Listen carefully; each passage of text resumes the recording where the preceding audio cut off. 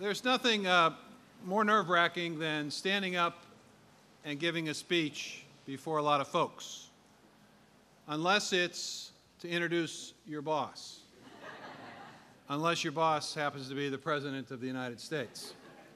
So you'll pardon me if I'm a little nervous about this. I want to take this opportunity to thank the Community College for their graciousness in hosting us, and I also want to acknowledge the members of the Cabinet who have taken time from their busy schedules as well as the White House staff to be part of this, and certainly want to thank all of you for participating in a very thoughtful and thought-provoking discussion about the future of rural America.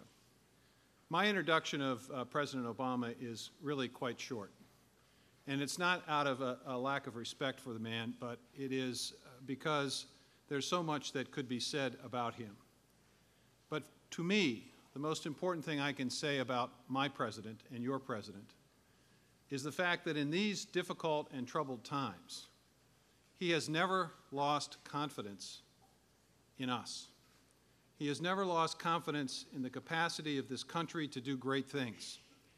His vision is clear and concise about the future of this country.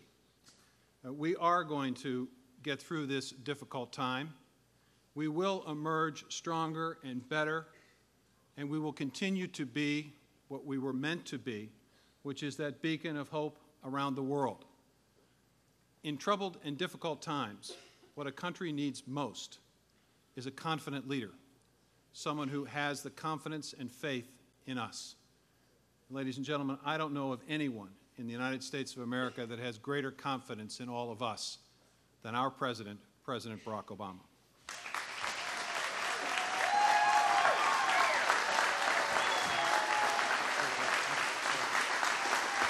Thank you. Thank you. Thank you. Thank you, everybody. Thank you so much. Please, everybody have a seat. I just want to, again, thank my extraordinary Secretary of Agriculture, Tom Vilsack, for leading this forum.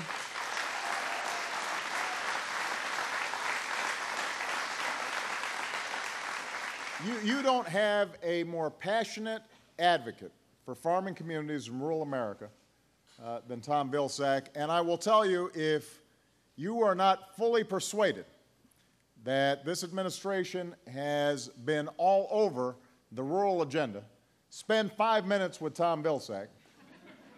And his enthusiasm for the steps that we've been taking just bubbles over. And it's been under his leadership more than anybody's that we've been able to make such a difference. I want to thank all the members of my cabinet who are here today as well. They've done a terrific job participating in some of these breakout sessions. As I said earlier, despite the hits that we've taken over the last 2.5 years, Tom's right. I am absolutely confident about our future. And I'm confident because I know that while we face serious challenges, and there's no sugarcoating that, there's not a nation on earth that would not want to trade places with us.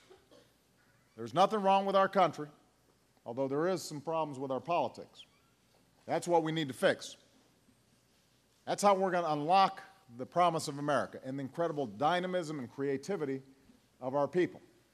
And having a chance to meet with some of the men and women in this room have only made me feel more confident.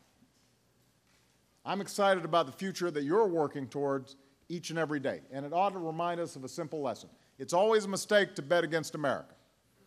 It's always a mistake to bet against the American worker.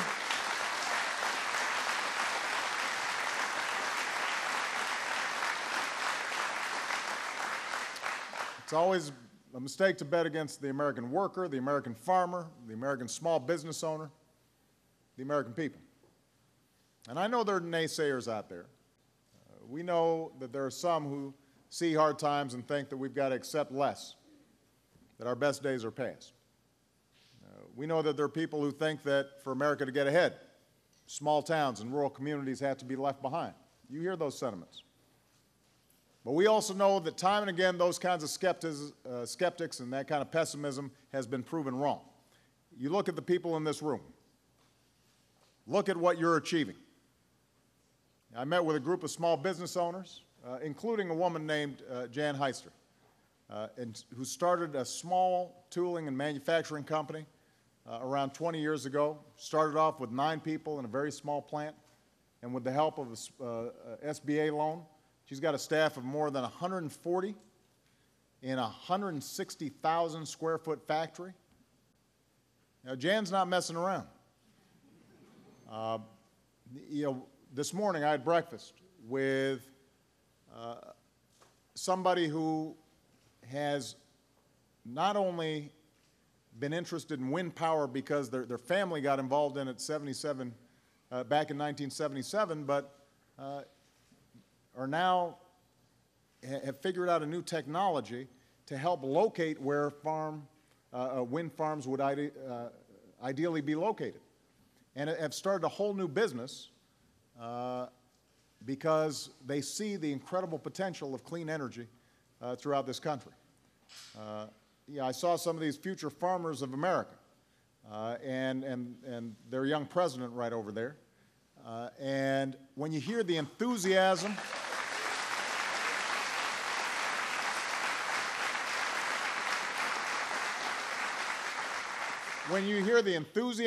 and energy that these young people display, and the fact that, if they can just get a little bit of a break when it comes to getting started on the front end, get a little bit of help with capital, that they are ready to take American agriculture to the next level, it gives you confidence. It gives you hope. I joined a session with a group of entrepreneurs and ranchers and farmers and clean energy companies, and we were talking about all the ways in which folks right here in the heartland are pioneering new methods of raising crops and earning more off the land. And we talked about the ways in which farmlands are helping our nation develop new forms of energy. Ranches where cattle graze next to solar panels, farms supplying crops for biofuels. I've got a former state senator here who's helping farms manage manure in creative ways.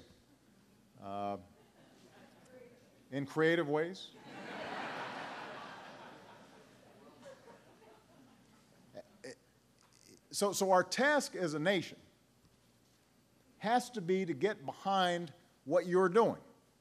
Our task has to be to making sure that nothing stands in your way, that we remove any obstacles to your success. And that's why we're doing more to connect rural America with broadband and expanding small business loans and investing in homegrown American energy. That's why forums like this are important, so that we hear directly from you about what you need and what you're facing. And what's interesting is, in these conversations, one thing you notice, in Washington, you'd think that the only 2 ways of thinking about our problems is either government is terrible and it has to be basically eliminated, or government's the answer to every problem.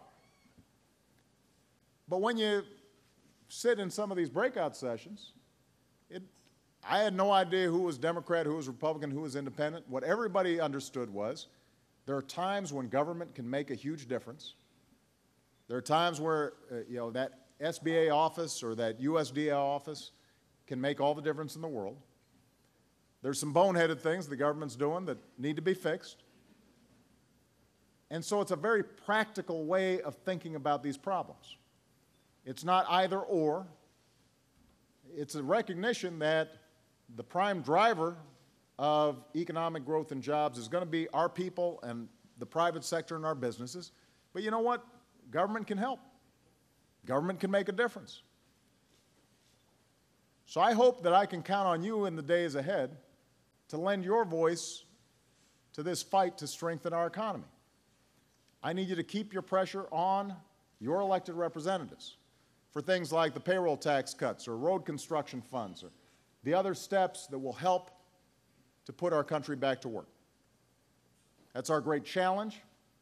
It has been my central mission for the last 2.5 years. It has to be all of our central missions going forward. That's what ought to unite us as a country, regardless of party or ideology. Because if we can do that, if we can put country ahead of party, I know that our future is bright. I know that our best days are ahead of us. And Tom is actually absolutely right. Not only do I continue to have absolute confidence in you, but you're what gives me strength. As I was driving down those little towns in my big bus, and we slowed down, and I'm standing in the front, and I'm waving. I'm seeing little kids with American flags, and grandparents in their lawn chairs, and folks outside a machine shop, and passing churches and cemeteries and corner stores and farms. I'm reminded about why I wanted to get into public service in the first place. Sometimes there are days in Washington that will drive you crazy. But getting out of Washington and meeting all of you and seeing how hard you're working, how creative you are, how resourceful you are, how determined you are, that just makes me that much more determined to serve you as best I can as President of the United States. So thank you very much, everybody. God bless you.